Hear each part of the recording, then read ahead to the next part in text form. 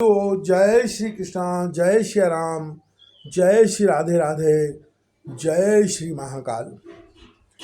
भगवान कृष्ण की सेना ने शत्रुओं की सेना का संहार करना शुरू कर दिया।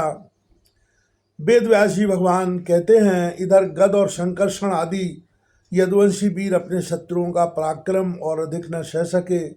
वे अपने बाणों से शत्रुओं के हाथी, घोड़े तथा रथों को छिन्न भिन्न करने लगे।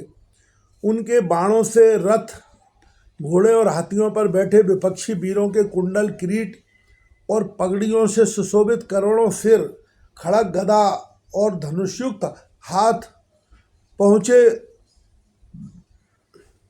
जांघें और पैर कट कर पृथ्वी पर गिरने लगे। इसी प्रकार घोड़े, खच्चर, हाथी, ऊंट, गधे और मनुष्यों के सिर भी कट कर रणभूमि में लौटने लगे। अंत में विजय की सच्ची आकांक्षा वाले यदुवंशियों ने शत्रुओं की सेना तहस नहस कर डाली। जरासंध आदि सभी राजा युद्ध से पीठ दिखाकर भाग खड़े हुए। उधर शिशुपाल अपनी भावी पत्नी के छिन जाने के कारण मरणासन्न सा हो रहा था। ना तो उसके हृदय में उत्साह रह गया था और ना तो शरीर पर कांति।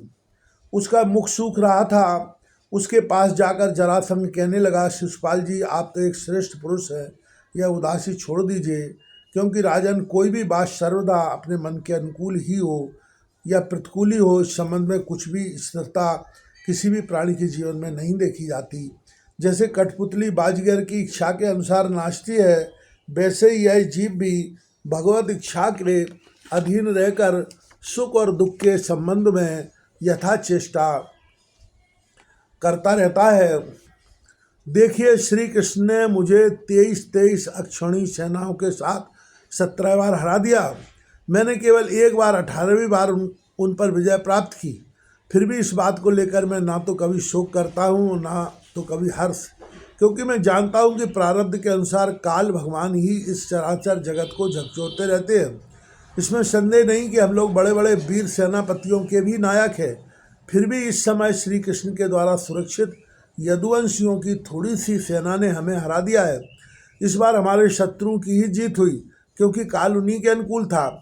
जब काल हमारे दाहिने होगा तब हम भी उन्हें जीत लेंगे। परीक्षित, जब मित्रों ने इस प्रकार समझाया, तब चेदी राज शिशुपाल अपने अनुयायियों के साथ अपनी राजधानी को लौट गया और उसके मित्र राजा भी, जो मरने से बचे थे, अपने अपने नगरों को चले गए। रुक्मणी जी का बड़ा भाई रुक्मी भगवान कृष्ण से बहुत द्वेष रखता था। उसको यह बात बिल्कुल सहन न हुई कि मेरी बहन को श्री कृष्ण हर ले जाए और राक्षस रीति से बलपूर्वक उसके साथ विवाह करे। रुक्मी बलि तो था ही, उसने एक अक्षौणी सेना साथ ले ली और श्री कृष्ण का पीछा किया। महाभाव रुक्मी क्रोध के मारे जल रहा था। उसने कवच पहनकर और धनुष धारण करके समस्त नरपतियों के सामने यह प्रतिज्ञा की, मैं आप लोगों के बीच में यह शपथ करता हूँ कि यदि मैं युद्ध में श्री कृष्ण को न मार सका और अपनी बहन रुक्मणी को न लौटा सका, तो अब अपनी राजधानी कुंडलपुर में प्रवेश नहीं करूँगा। परीक्षित, यह कहकर वह रथ पर सवार हो गया और सारथी से बोला, जहाँ कृष्ण हो वहाँ शीघ्र से शीघ्र मेरा रथ ले चलो। आज मेरा उसी के साथ युद्ध होगा। आज मैं अपने तीखे बाणों से उस खोटी बुद्धि वाले ग्वाले के बलवीर का घमंड चूर चूर कर दूंगा। देखो तो उसका साहस, वह हमारी बहन को बलपूर्वक हर ले गया है। परीक्षित, रुक्मी की बुद्धि बिगड़ गई थी। वह भगवान के तेज प्रभाव को बिल्कुल नहीं जानता था। इसी से इस प्रकार बहक बहक कर बातें करता हुआ वह एक ही रथ से श्री कृष्ण के पास पहुंचकर ललकारने लगा, खड़ा रहे। उसने अपने धनुष को बलपूर्वक खींचकर भगवान श्री कृष्ण को 3 बाण मारे और कहा, एक क्षण मेरे सामने ठहर। यदुवंशियों के कुल कलंक, जैसे कौआ होम की सामग्री चुराकर उड़ जाए, वैसे ही तू मेरी बहन को चुराकर कहाँ भागा जा रहा है? अरे मंद, तू बड़ा मायावी और कपट युद्ध में कुशल है। आज तेरा सारा गर्व खर्व किए डालता हूँ। देख, जब तक मेरे बाण तुझे धरती पर सुला नहीं देते, इसके पहले ही इस बच्ची को छोड़ कर भाग जा। रुक्मी की बात सुनकर भगवान श्री कृष्ण मुस्कुराने लगे। उन्होंने उसका धनुष काट डाला और उस पर 6 बाण छोड़े। साथ ही भगवान श्री कृष्ण ने 8 बाण उसके 4 घोड़ों पर और 2 सारथी पर छोड़े और 3 बाणों से उसके रथ की ध्वजा को काट डाला। तब रुक्मी ने दूसरा धनुष उठाया और भगवान श्री कृष्ण को 5 बाण मारे। उन बाणों के लगने पर उन्होंने उसका वह धनुष भी काट डाला। रुक्मी ने इसके बाद एक और धनुष लिया, परंतु हाथ में लेते ही लेते अविनाशी अच्युत ने उसे भी काट डाला। इस प्रकार रुक्मी ने परिग, पट्टिश, शूल, ढाल, तलवार, शक्ति और तोमर जितने अस्त्र शस्त्र उठाए उन सभी को भगवान ने प्रहार करके पहले ही काट डाला। अब रुक्मी क्रोधवश हाथ में तलवार लेकर भगवान श्री कृष्ण को मार डालने की इच्छा से रथ से कूद पड़ा और इस प्रकार उनकी ओर झपटा जैसे पतंगा आग की ओर लपकता है। जब भगवान ने देखा कि रुक्मी मुझ पर चोट करना चाहता है, तब उन्होंने अपने बाणों से उसकी ढाल तलवार को तिल तिल करके काट दिया और उसको मार डालने के लिए हाथ में तीखी तलवार निकाल ली। जब रुक्मणी जी ने देखा कि ये तो हमारे भाई को अब मार ही डालना चाहते हैं, तब वे भय से बेहाल हो गई और अपने प्रियतम पति भगवान श्री कृष्ण के चरणों पर गिरकर करुण स्वर में बोली, देवताओं के भी आराध्य देव जगतपते, आप योगेश्वर हैं। आपके स्वरूप और इच्छाओं को कोई जान नहीं सकता। आप परम बलवान हैं, परंतु कल्याण स्वरूप भी तो है। प्रभु, मेरे भैया को मारना आपके योग्य काम नहीं है। आगे वेदव्यास जी भगवान श्रीमद् भागवत महापुराण में कहते हैं, सुखदेव जी कहते हैं कि रुक्मणी जी का एक एक अंग भय के मारे थर थर काँप रहा था। शोक की प्रबलता से मुंह सूख गया था, गला रुध गया था। आतुरतावश सोने का हार गले से गिर पड़ा था और उसी अवस्था में वे भगवान के चरण कमल पकड़े हुए थे। परम दयालु भगवान उन्हें भयभीत देखकर करुणा से द्रवित हो गए। उन्होंने रुक्मी को मार डालने का विचार छोड़ दिया। फिर भी रुक्मी उनके अनिष्ट की चेष्टा से विमुख न हुआ। तब भगवान श्री कृष्ण ने उसको उसी के दुपट्टे से बांध दिया और उसकी दाढ़ी, मूछ तथा केस कई जगह से मूड़ कर उसे कुरूप बना दिया। तब तक यदुवंशी वीरों ने शत्रु की अद्भुत सेना को तहस नहस कर डाला, ठीक वैसे ही जैसे हाथी कमल वन को रोन डालता है। फिर वे लोग उधर से लौटकर श्री कृष्ण के पास आए तो देखा कि रुक्मी दुपट्टे से बना हुआ अधमरी अवस्था में पड़ा हुआ है। उसे देखकर सर्वशक्तिमान भगवान बलराम जी को बड़ी दया आई और उन्होंने उसके बंधन खोलकर उसे छोड़ दिया तथा श्री कृष्ण से कहा, कृष्ण, तुमने यह अच्छा नहीं किया। यह निंदित कार्य हम लोगों के योग्य नहीं है।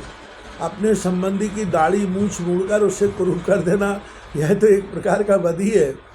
इसके बाद बलराम जी ने रुक्मणी को संबोधन करके कहा, साध्वी, तुम्हारे भाई का रूप विकृत कर दिया गया है। यह सोचकर हम लोगों से बुरा न मानना, क्योंकि जीव को सुख दुख देने वाला कोई दूसरा नहीं है।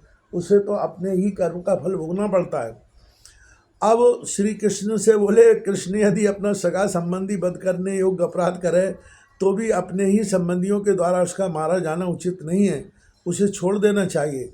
वह तो अपने अपराध से ही मर चुका है, मरे हुए को फिर क्या मारना। फिर रुक्मणी जी से बोले, साध्वी, ब्रह्मा जी ने क्षत्रियों का धर्मी ऐसा बना दिया है कि सगा भाई भी अपने भाई को मार डालता है, इसलिए यह छात्र धर्म अत्यंत घोर है।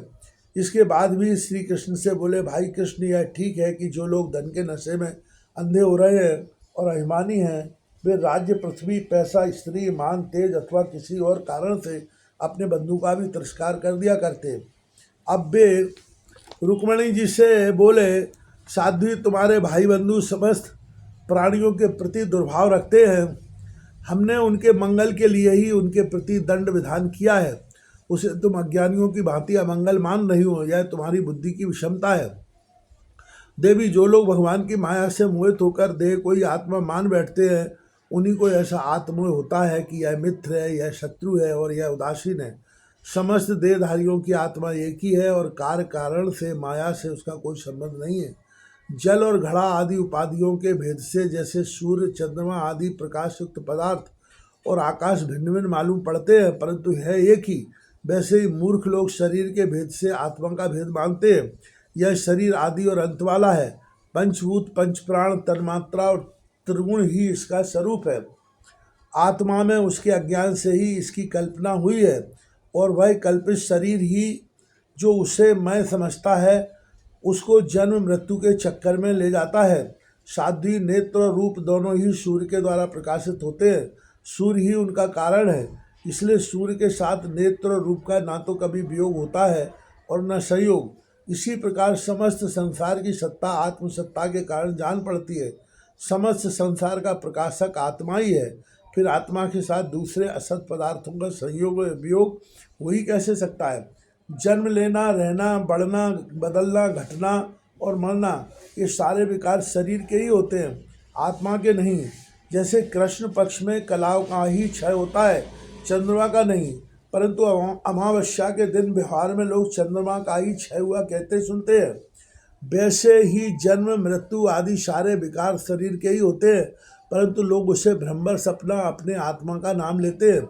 जैसे सोया हुआ पुरुष किसी पदार्थ के न होने पर भी स्वप्न में भोगता भोग और भोग रूप फलों का अनुभव करता है, उसी प्रकार अज्ञानी लोग झूठ मूठ संसार चक्र का अनुभव करते हैं।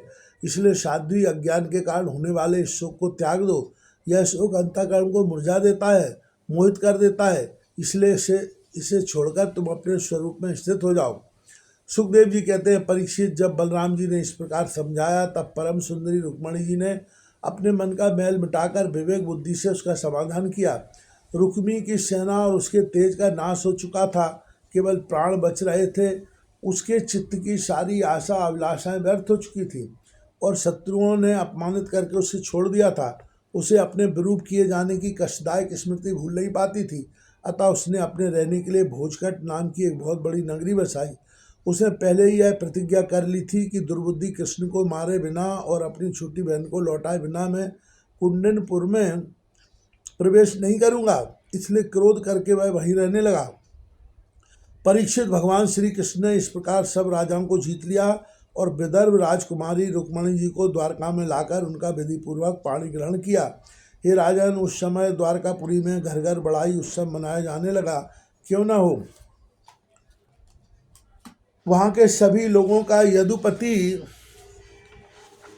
श्री कृष्ण के प्रति अनन्य प्रेम जो था, वहाँ के सभी नर नारी मणियों के चमकीले कुंडल धारण किए हुए थे। उन्होंने आनंद से भरकर चित्र विचित्र वस्त्र पहने दूल्हा और दुल्हन को अनेकों भेंट की सामग्रियां उपहार में दी। उस समय द्वारका की अपूर्व शोभा हो रही थी। कहीं बड़ी बड़ी पताकाएं फहरा रही थी, बड़ी चित्र विचित्र मालाएं, वस्त्र और रत्नों के तोरण बंधे हुए थे। द्वार द्वार पर दूब, खील आदि मंगल की वस्तुएं सजाई हुई थी। जल भरे कलश, अर्गजा और धूप की सुगंध तथा दीपावली से बड़ी ही विलक्षण शोभा हो रही थी। मित्र नरपति आमंत्रित किए गए थे। उनके मतवाले हाथियों के मद से द्वारका की सड़क और गलियों का छिड़काव हो गया था। प्रत्येक दरवाजे पर केलों के खम्भे और सुपारी के पेड़ रोपे हुए बहुत ही भले मालूम होते थे। उस उत्सव में कौतूहल बस इधर उधर दौड़ धूप करते हुए बंधु वर्गों में कुरु, संजय, कैकय, विदर्भ, यदु और कुंती आदि वंशों के लोग परस्पर आनंद बना रहे थे। जहाँ था रुक्मणी हरण की ही गाथा गाई जाने लगी। उसे सुनकर राजा और राजकन्याएं अत्यंत विस्मित हो गईं। महाराज भगवती लक्ष्मी जी को रुक्मणी के रूप में साक्षात लक्ष्मीपति भगवान श्री कृष्ण के साथ देखकर द्वारकावासी नर नारियों को परम आनंद हुआ।